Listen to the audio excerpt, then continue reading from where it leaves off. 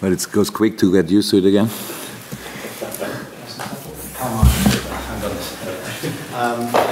Jurgen, just first of all check on the injury and illness situation. Virgil van Dijk, how is he? Dejan Lovren, I think he's back. Fabinho, Trent, Ronaldo, and Joe Gomez.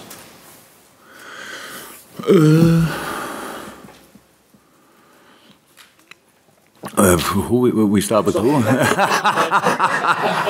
So yes, Wirtz was a little bit ill, and but he trained yesterday, so we will see. We'll train today, and then we will see. Dan fine.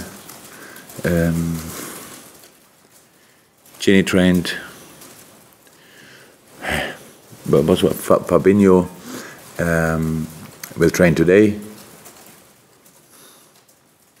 Trent getting closer and closer, looks all very positive, but will not be ready for tomorrow. Gini trained. I think I said. Yeah. Mr. Wijnaldum was part of training. And Joe Gomez as well. Yeah, no. As well as the warm weather training, it seemed that you were able to take a break from news media, social media. So how beneficial has getting out of that spotlight been, I suppose, particularly when you're employed in this country? First of all, I'm really proud on the boys that we are able to do that in 2019. There was really nothing out on social media. No, one little session. Yes, one. Yeah, with Ox. Yeah, good. But that was the question. That was good that we could do that.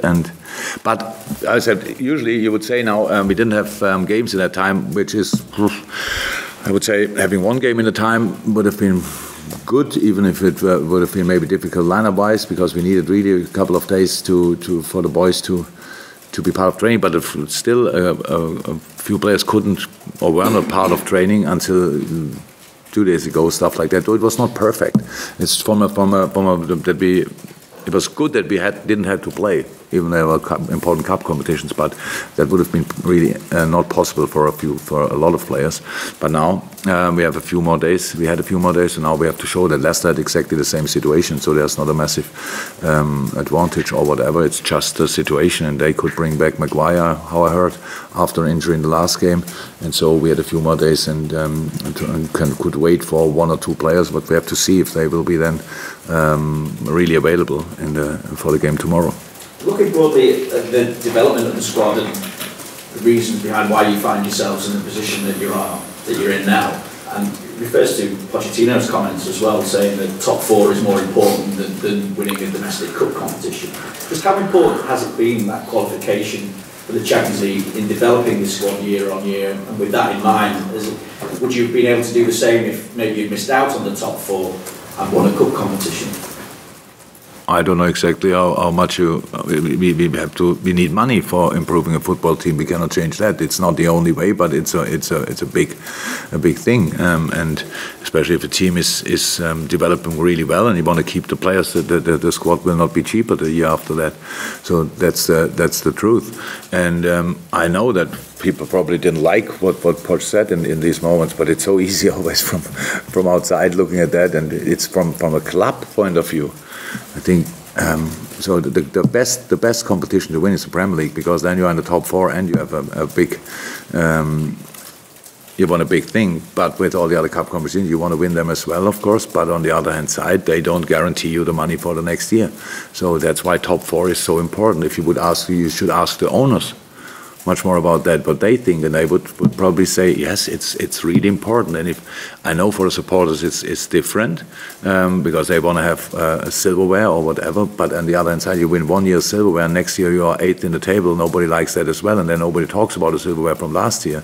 So, and give you any time to try it again or whatever. That's the situation. So I understand 100% what Poch said. That's but in a club like Liverpool, and we always have to go for everything. And I think the best thing we did, that everybody can see that we are around the decisive things again. So that was for a couple of years not like this, but now it is again like this. That's positive. But at the end, it's really, really important that you are in the Champions League next year as well.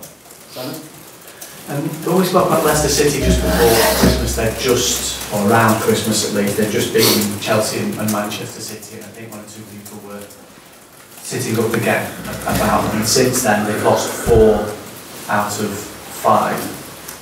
So which Leicester City do you look at for this match? I think Klopp said everything about it, that they like playing against the top sides, because it makes sense. They are not that much a counter-attacking side anymore than they have been in the past.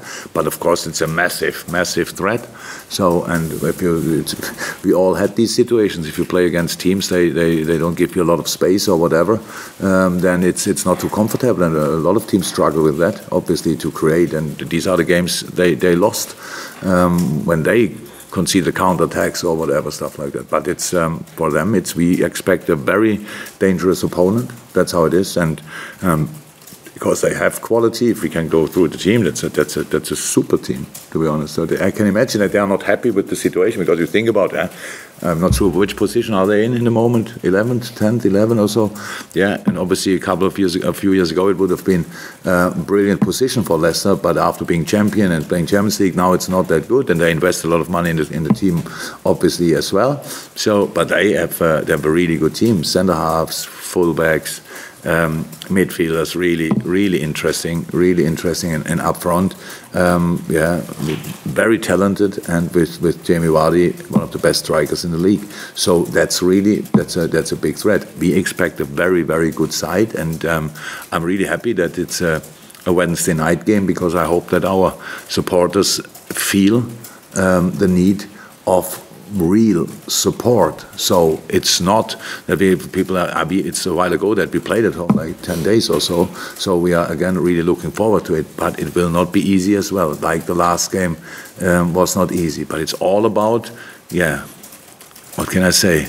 Squeezing everything out of the players, and that we can really perform good enough to win that game. And in terms of needing that support as well, it's the first time, the 7 matches I think that City have played before Liverpool in a Premier League match round. What difference does that make? For me, no difference. So if we say we win the game, and then we are not interested in other results and stuff like that, how can we change the approach then in that situation? For me, it's not a difference. I've said it a few times, it's like this. I expect to win City every game, and I think I understand a little bit about football, and makes sense that you think like this. So I would expect they beat Newcastle at Newcastle, but if we'll still watch the game, if it's possible. Can I watch it or not really? Is it BT? Oh. Good. And because we play Newcastle as well. So, and then I don't sit, I can only speak for myself, I don't sit in front of the television and think when they score or whatever. It's not like this. I really believe in, you have to do your own work, and you have to do your own job if you want to have something, and don't be concentrated on other teams or whatever. It doesn't make sense and doesn't help on the other hand side. And I will not be, whatever result that will happen tonight, I expect to be 1 point up tomorrow before the game, and that doesn't bother me. Thank you. Going to Carl. Right, just wondering how much work you've had to do on the solution for a right back for this game over the last week. Yeah, you have to wait until tomorrow. Asking for the solution. Yeah, of course. Fantastic question. Even better answer. Yeah. So we will play with a right back or a wing back. Wow. Ooh.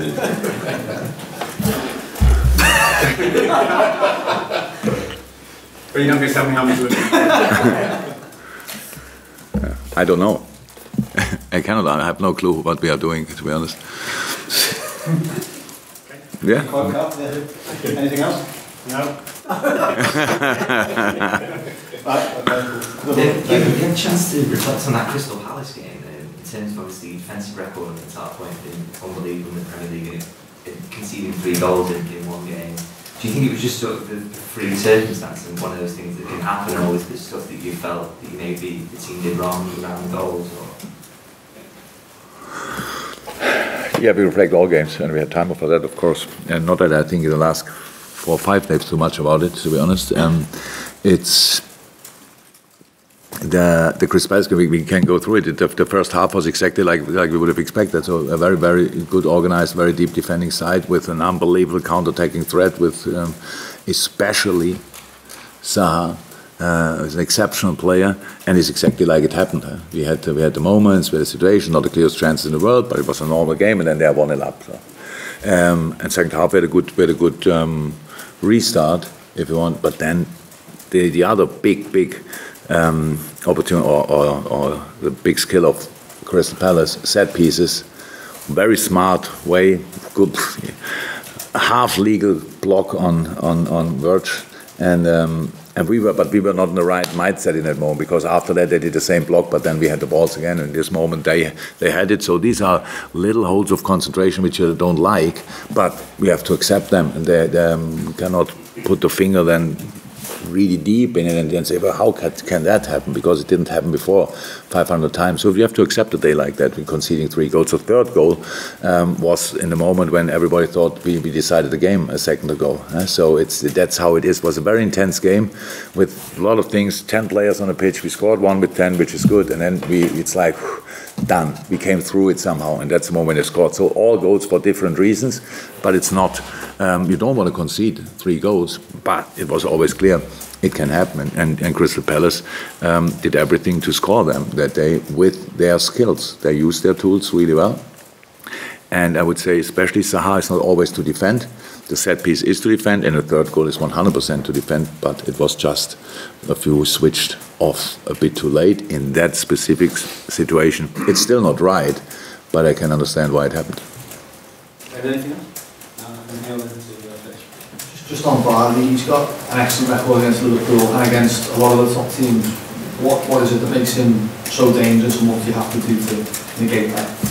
His quality, the speed he has, the finishing skills he has. But we made a few times we made it pretty easy for him. I think Lucas Leiva did he get an assist for that goal?